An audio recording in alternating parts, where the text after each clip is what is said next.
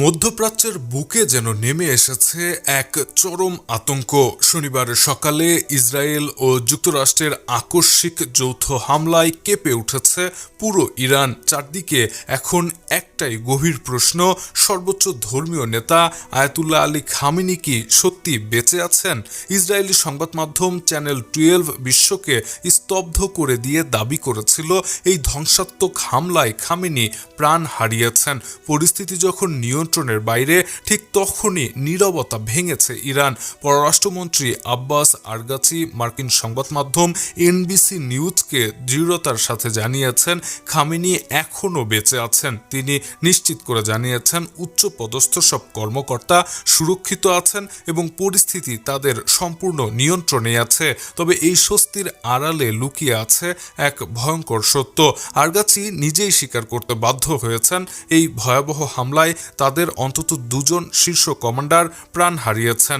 খামেনির বেঁচে থাকার খবরের নিচেই চাপা পড়ে গেছে সামরিক বাহিনীর এই অপূরণীয় ক্ষতির নির্মম বাস্তবতা। এদিকে খামেনি বেঁচে থাকলেও ইরানের মূল প্রতিরক্ষা ব্যবস্থা ভয়াবহ ধ্বংসযজ্ঞের শিকার হয়েছে মার্কিন ও ইসরায়েলি হামলায়। ইসরায়েল ও যুক্তরাষ্ট্রের আকস্মিক হামলায় ইরানের সামরিক মেরুদণ্ড কার্যত ভেঙে পড়েছে।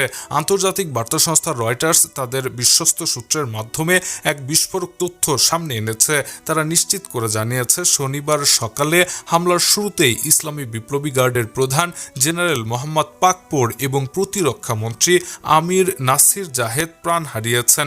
এটি কোনো সাধারণ মৃত্যু নয়, এটি ইরানের সামরিক শক্তির একেবারে শীর্ষ পর্যায়ের পতন। তিনটি ভিন্ন সূত্র এই ভয়াবহ খবরের সত্যতা নিশ্চিত করেছে।